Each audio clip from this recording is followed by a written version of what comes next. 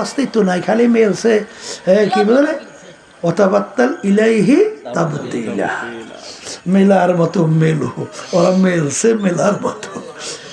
কপাল পরা। এই তাম দুনিয়ার সমস্ত নেতা নেত্রী, সমস্ত দল একত্রিত হইয়া আমার মালিকের নেয়ামত এক ফোঁটা রক্ত তৈরি করতে পারে? এই নেয়ামত রক্ত কার? কার? এক টুকরা গোস্ত কার? মাগনা রক্ত পাইছে আর মাগনা গোস্ত পাইছে, আর খালি মিলাও কার রক্ত আর কার গোস্ত মিলাও, বুঝে শুনে মিলেই কবরে যাইও। কথা ঠিক না বেঠি? এই জন্য আমার ভাইদেরকে বলবো, পর্দা আলে মা বোনদেরকে বলবো, মনে করছেন আমরা হুজুররা কিছু বুঝি না, সব আপনারা বলছেন খারাই খারাই মতেন। হ্যাঁ, একদল বর্তমানে বাইরে এসে বলছে, ওরা দাঁড়াই দাঁড়াই প্রস্তাব করে।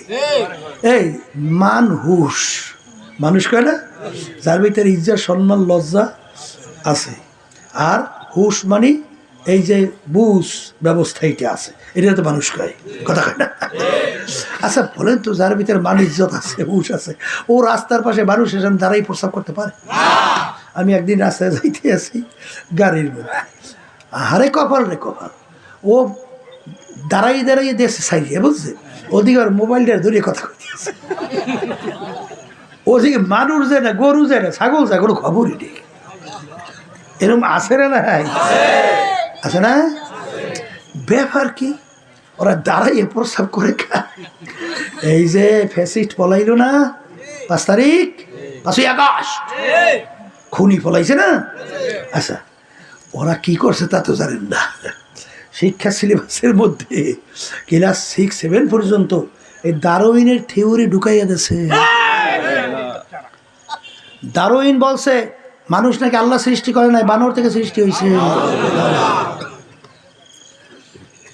তাইলে বানর থেকে সৃষ্টি, ইউনিভার্সিটি একটা ছেলে এই থিওরি পড়ার পর ওর খেয়াল হলো আমরা বান্দরের জাত, মানে আমরা বানর থেকে সৃষ্টি হয়েছি।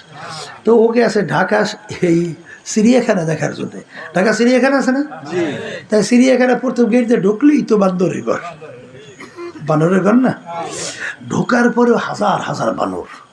ও দেখে মনে মনে চিন্তা করে কিছুদিন পর যদি আবার আসি, তাই সে তো দেখবে বানরগুলো মানুষ হয়ে গেছে, কারণ ওর খেয়াল কি বানর থেকে মানুষ। এখন দেখে আবার চলে এসে আবার কয়েক বছর পর নাকি আবার গেছে। ও যাইয়ে দেখে গেট দিয়ে ঢুকেই বানরের ঘরের মধ্যে বানরগুলো বানরই আছে, একটাও মানুষ হয় নাই। ওখানে ব্যাপার কি, পড়লাম কি দেখলাম কি, পড়লাম তো বানর থেকে মানুষ। ওরে কপাল ফোরার জাত, যদি আগে বানর থেকে মানুষ হয়, এখন দুনিয়াতে বানর নাই, তাহলে 2-1টা বানর মানুষ হইবে না? আগে হইলে এখন হবে না কেন? তারপর কোন জঙ্গলে, কোন তারিখে, কোন দেশে, কোন দেশের ভিতরে কোন জঙ্গলে একটা বানর লাফাইতে লাফাইতে লেজ পশম পরিয়া অটোমেটিক মানুষ হয়েছে? এই খবিসের দল বান্দরের জাত, দেখাইতে পারছো? পারছে? এই বান্দর মার্কে আবার বান্দরের বুদ্ধি। বান্দরের কি বুদ্ধি? বান্দরের বুদ্ধি। বানরের বুদ্ধি তো বান্দরই, ও বুদ্ধি দিয়েছে। বলে কেমনে হবে? ছোট ব্যাঙের বাচ্চা, লেজ আছে না, শরীরটা কালো না, ওই বানরে ওই যুক্তি দেয়, বলে ছোট ব্যাঙের বাচ্চা, ওর যদি লেজ পইয়া তারপর বড় হওয়ার পরে ও যদি রং পরিবর্তন করিয়া এই রূপ ধারণ করতে পারে, তাহলে বানরের অনেক পার্সের সঙ্গে মানুষের অনেক পার্সের মিল আছে। তাহলে বানর লাফাইতে লাফাইতে গাছের ঘষায় ঘষে লেজ পশম পরিয়া মানুষ হবে না কেন? বান্দরীয় বুদ্ধি। কথা ঠিক না বেটি? ও বান্দরের জাত। এখনো কি ব্যাঙের বাচ্চা আছে দুনিয়াতে? নাই। কেমনে জন্মগ্রহণ করে? লেজওয়ালা, শরীর কালো। আল্লাহ রাব্বুল আলামিন ওর সৃষ্টির পদ্ধতি বানাইছি এইভাবে। কথা ঠিক না বেটি? এই আল্লাহকে ওই বানরের লাগে মেলে, এই মিলে। তা যাই হোক, যেই কথা আমি বলতে চাইছিলাম বাজার, মনে করছেন আমরা হুজুরে কিছু বুঝি না? হ্যাঁ, এই বুঝে শুনে টুপি মাথায় রাখছি, বুঝে শুনে লম্বা জামা গায়ে দিই, বুঝে শুনে ফজর সময় যখন মুয়াজ্জিন আল্লাহর পক্ষ থেকে দাওয়াত দেয়, আস-সালাতু খায়রুম মিনান নাওম, ঘুম হইতে নামাজ ভালো। অনেক সময় ঠান্ডার ভিতরে ল্যাপ কম্বল মুড়ে দিয়ে ঘুমাই, পাগলের মতো উঠে ঠান্ডা পানিতে উজু করিয়া মসজিদে দাঁড়াই, মাওলার হুকুম পালন করি। কথা ঠিক কিনা? কারণ কি, ভালো কইরা চিন্তা ভাবনা কইরা দেখছি কোরআন কারীম নাযিল হলো প্রায় 1550 বছর হয়ে গেল। এত ইসলামের শত্রু গেল, এত দার্শনিক, এত বৈজ্ঞানিক গেল।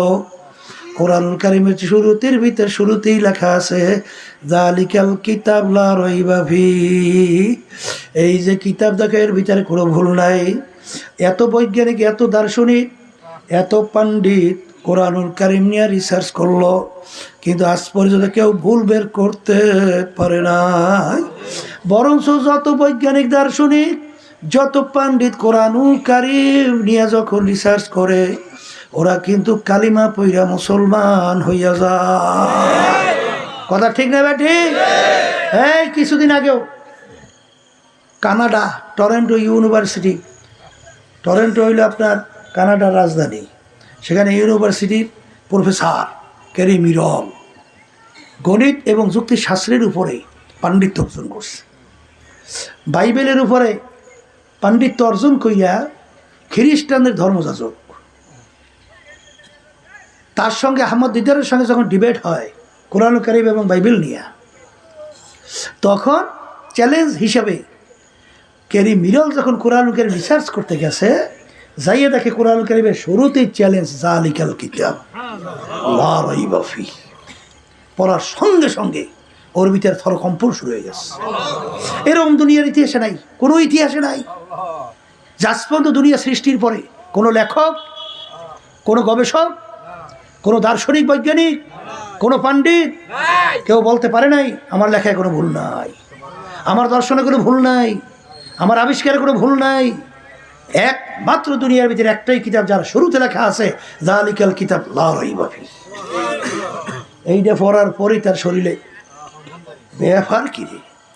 এরপর যত সামনে যায় ততই তাকে প্রশ্ন ছুঁইরা মারে, হে ক্যারি মিরল, যত ভুল তালাশ করবে কোনো দিন পাবি না। এক পর্যায়ে ক্যারি মিরল দেখে কোরআনুল কারীমের মধ্যে তাদের নবী ঈসা আলাইহিস সালাতু ওয়াস সালাম এবং মারিয়াম আলাইহিস সালাতু ওয়াস সালামের নাম প্রায় 34 বারের মতো কোরআনুল কারীমের ভিতরে প্রশংসা সহকারে আসছে। এই দুনিয়ার ইতিহাস আছে যে এইরকমভাবে যদি কোরআনুল কারীম কোনো ব্যক্তি, আল্লাহ রাসূল সাল্লাল্লাহু আলাইহি ওয়াসাল্লাম যদি নিজে লেখে, তাইলে তার নিজের গুণকীর্তন, তার বংশীয় গুণকীর্তন, এইটাই তো বেশি অগ্রাধিকার পায়। কিন্তু সেখানে 34 বারের মতো তাদের নবী ঈসা আলাইহিস সালাতু ওয়াস সালাম, মারিয়াম আলাইহিস সালাতু ওয়াস সালামের নাম 34 বারের মতো আসছে।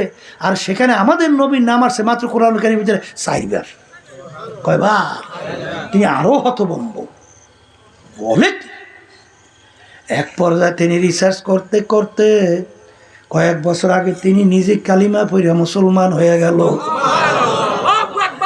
এই মুসলমানের ঘরে জন্মগ্রহণ করিয়া এক শ্রেণী বর্তমানে বেরিয়েছে দল সেন্সে, যেই দল এই বাংলাদেশের ভিতরে প্রচলিত গণতন্ত্র বাস্তবায়ন করতে চায়। এই প্রচলিত গণতন্ত্রের প্রবক্তা প্রাক্তন প্রেসিডেন্ট আব্রাহাম লিঙ্কন আমেরিকা। তিনি বলছিলেন government of the people, by the people, for the people. তিনি এক কথায় বুঝাতে চায় সমস্ত ক্ষমতার মালিক জনগণ। নাউজুবিল্লাহ বলেন। আর আমরা কি বলি? By the Allah, for the Allah, of the Allah. সমস্ত ক্ষমতার মালিককে, আইন দেওয়ার মালিককে, রিজিক দেওয়ার মালিককে, ভালো মন্দের মালিককে। আর যারা যাই না সই না বই যে মনে করবে সমস্ত ক্ষমতার মালিক জনগণ, ইমানের অবস্থা কি? এই বিএনপি যে নীতি আদর্শ বাস্তবায়ন করতে চায়, কোন নীতি আদর্শ? সমস্ত ক্ষমতার মালিক জনগণ। আওয়ামী লীগ যে নীতি আদর্শ বাস্তবায়ন করতে চায়, কোন নীতি? আসতে কয়, হ্যাঁ। এই জন্য আর বাসান্তর কি বলবো, পর্দালে মাহবুবরা যারা শুনতেছে, বুঝে শূন্য সামনে পা বাড়াইও।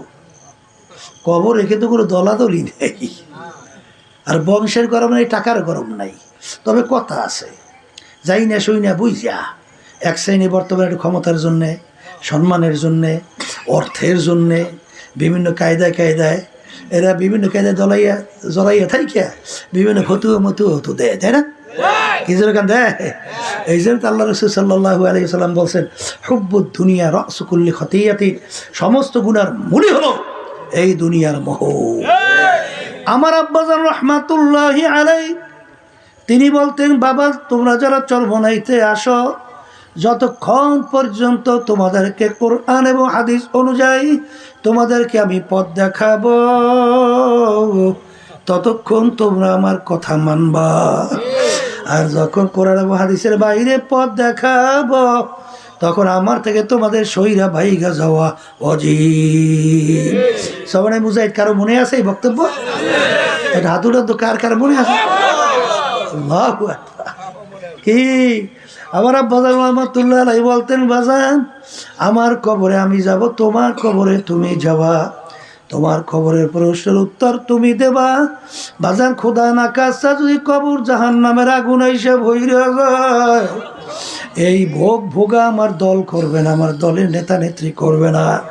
এ দুনিয়াদার পাগল, কোন সম্পদের পিছনে পড়ছো, কোন সম্মানের পিছনে পড়ছো?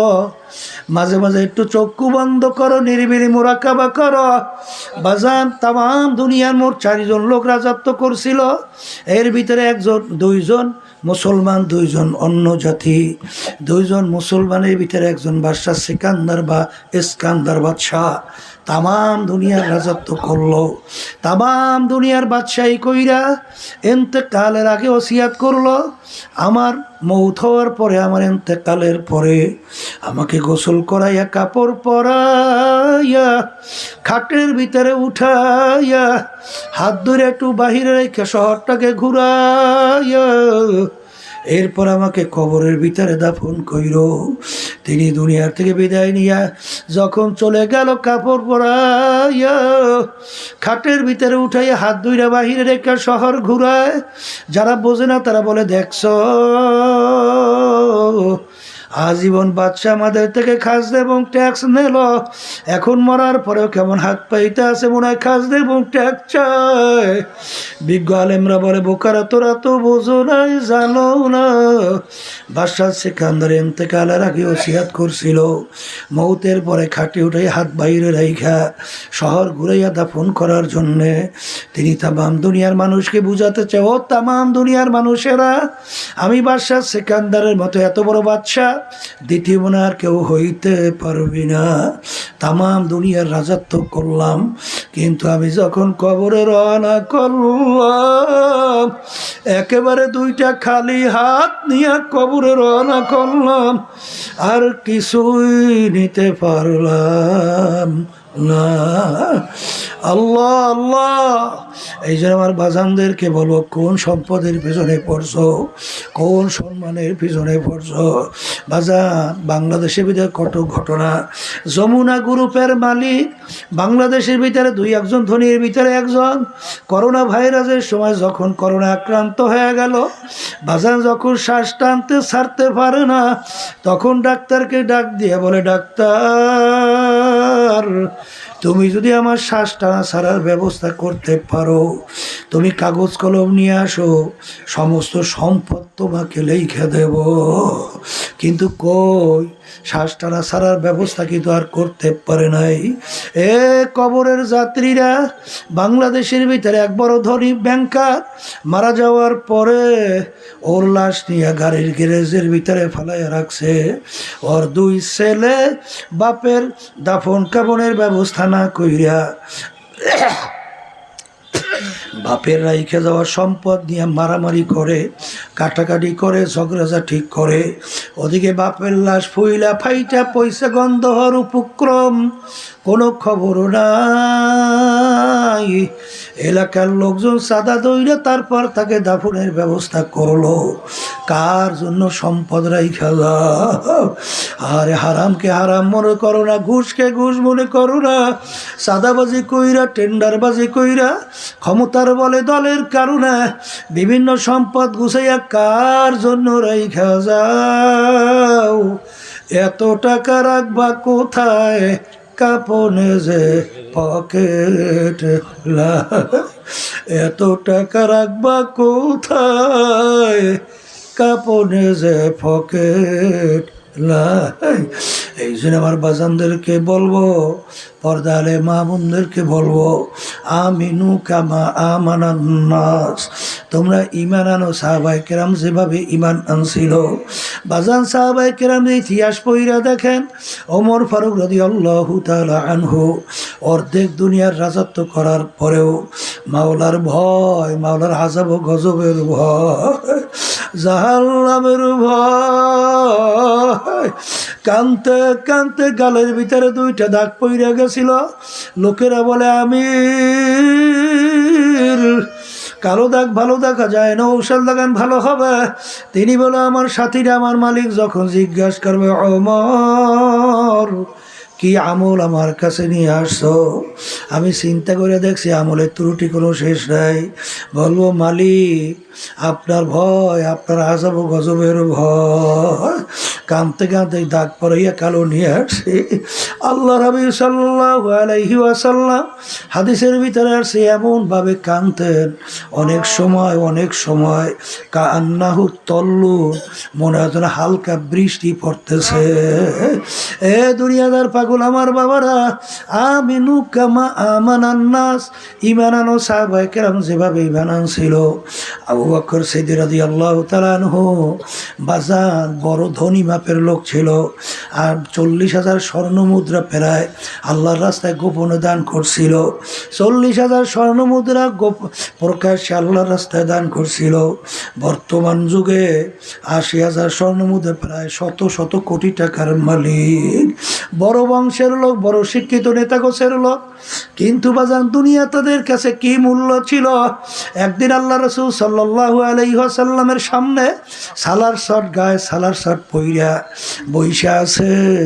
সালার শট ছিঁড়ে গেছে, জোড়া দেওয়ার মতো সালার শট কেনার মতো পয়সা নাই।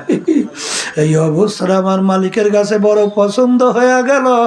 আমার মালিক বলে, জিবরাইল যাও, আমার হাবিবকে যাইয়া বলো আমি আবু বকরের কাছে সালাম পাঠাইলাম।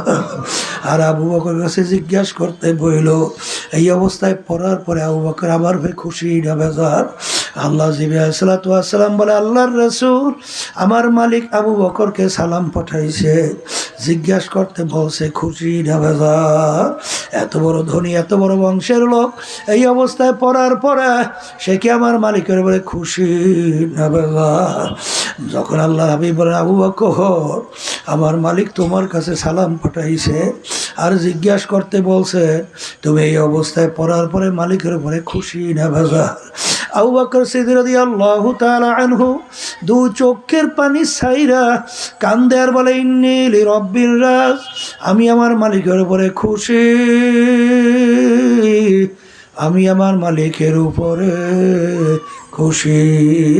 हकीकत से तो दुनिया बेखबर है, दुनिया की नुमाइश पर नजर है। এ দুনিয়াদার পাগল আমার বাবারা, মাঝে মাঝে একটু চক্ষু বন্ধ করো। এ পর্দার আড়ালের মা বোনেরা, একটু চক্ষু বন্ধ করে একটু মোরাকাবা করো। বাজান যার যত বয়স হয়ে গেল একটু পিছনের দিকে তাকাইয়া দেখো, মনে হয় যেন সব কালকের ঘটনা। ল্যান্ড হইয়া দৌড়দৌড়ি করছিলাম, মনে পড়ে কি পড়ে না? এখন আয়নার সামনে যখন চেহারার দিকে তাকাই, দেখি কাঁচা দাড়িগুলা পাইকা সাদা হইয়া গেল, চুলগুলা সাদা হয়ে গেল, দাঁতগুলা পইরা বোকরা হয়ে গেল। আরে আরে এখন ছেলের বাচ্চার দাদা হয়ে গেল, মেয়ের বাচ্চার নানা হয়ে গেল। কোথার থেকে দিন গেল, রাত্র গেল, বছর গেল।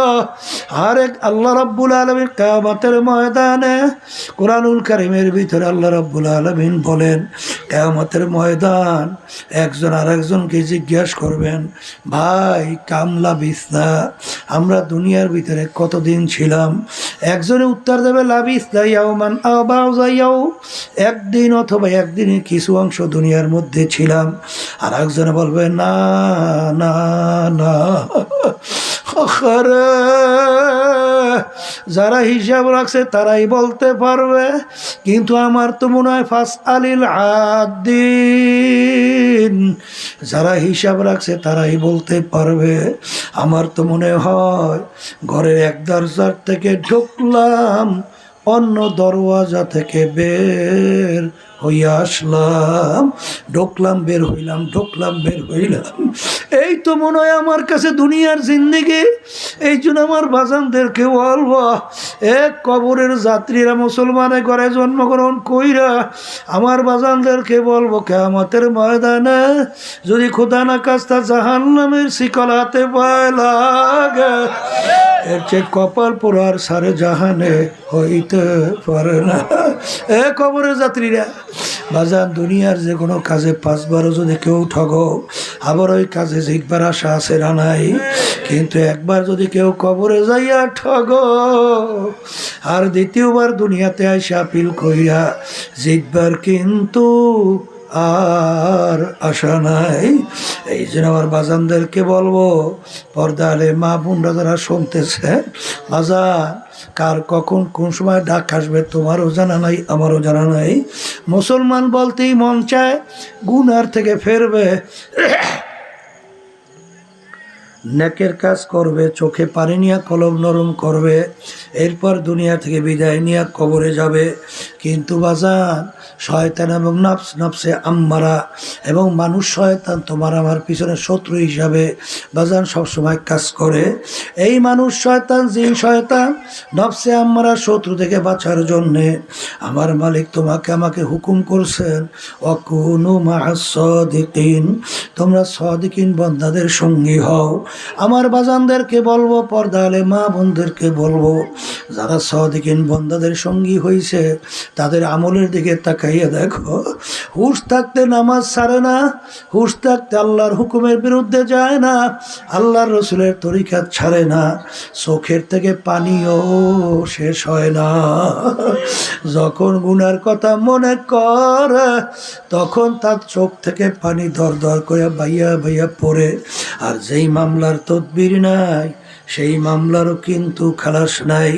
এই জন্য আমার ভাইদেরকে বলবো, পর্দালে মা বোনদেরকে বলবো, আমার মালিক বলছেন দিনের ভিতরে পুরা ঢোকো, তারপর আমার সামনে হাজিরাত দাও। আমার মালিকের কাছে দোয়া করেন, মালিক যেন আমাদেরকে পুরা দিনের ভিতরে ঢুকাইয়া মানকে মজবুত কইরা, তারপর মাওলার হুকুম নবীর তরিকা অনুযায়ী চইলা দুনিয়ার থেকে বিদায় নিয়ে কবরে যাইতে পারি। আল্লাহুম্মা আমিন। এক ঘরের মেয়ে লোকেরা হাত উঠাও, গুনার কথা মনে করো, 2 চোখের পানি ফালাও, আমার মালিকের দরবারে কান্দ, আর মালিকের দরবারে মাপ চাও। যদি কান্না না আসে মনকে বুঝাও, ওরে মন একদিন এই ঘরের দরজা দিয়া নতুন বউ হয়ে উঠছিল রে মন। কত মেয়ে লোকে শরবত খাওয়াইল, কত মেয়ে লোকে বাতাস করলো, আবার এমন একটা দিন আসবে এই ঘরের দরজা দিয়া মরা লাশ হইয়া বের হবা। ছেলে কানবে মামা করে, মেয়ে কানবে মামা করে, জগৎ তো আর দিবানা। আল্লাহ আল্লাহ মাঠের দিকে চাইয়া দেখে আপনার বান্দারা কিভাবে কান্দে। আল্লাহ আমাদের ছেলেও মরে নাই, মেয়েও মরে নাই, গুনাহ করে বসছি রে, মাফ করে দেন গো মাওলা, মাফ করে দেন। এ আল্লাহ বান্দারা জোর করে কান্দে, জোর করে কান্দে। সন্তান মারা গেলে চোখে পানি আসে, সম্পদ নষ্ট হয়ে গেলে চোখের ভিতরে পানি আসে। তোমার আমার গুনার কারণে জাহান্নামের আগুন জ্বলছে, ওই জাহান্নামের আগুন চোখের পানি ছাড়া ঠান্ডা হবে না। এ আল্লাহ ইয়া আল্লাহ, যাদের ছেলে মাহফিল হইল, যারা মাহফিলের জন্য চেষ্টা কাটি সাহায্য করলো, আমরা যারা মাহফিলে উপস্থিত হয়ে গেলাম, আমাদের সবার উপরে খাস মেহেরবানি নজর করেন আল্লাহ। আল্লাহ আমরা যারা হাত তুলছি জানি না এই উপস্থিতে কার আম্মা, কার আব্বা, কার দাদা দাদু, নানা নানু, আত্মীয় স্বজন, ওই অন্ধকার কবরে শুয়ে রয়েছে। আমরা দোয়া করলাম, দয়া মায়া করে তাদের কবরকে বেহেশতের বাগান বানায়া দেন। আল্লাহ মহিলা মাদ্রাসাকে আপনি সহিভাবে কবুল করে নিয়ে, সমস্ত শহীদিনী মাদ্রাসাগুলোকে আপনি কবুল করে নিয়ে, মালিক হককে আমাদের কাছে হক হিসাবে প্রকাশ করে দেন, বাতিলকে বাতিল হিসাবে প্রকাশ করে দেন। আমাদের সবাইকে হকের পক্ষে থাকার তৌফিক দান করেন। সুবহান রাব্বিকা রাব্বিল ইজ্জাতি আম্মা ইয়াসিফুন ওয়া সালামুন আলাল মুরসালিন আলহামদুলিল্লাহি রাব্বিল আলামিন। কেউ উঠেন না। ওয়ালাইকুম সালাম। একজন আরেকজনের গায়ের সঙ্গে হাত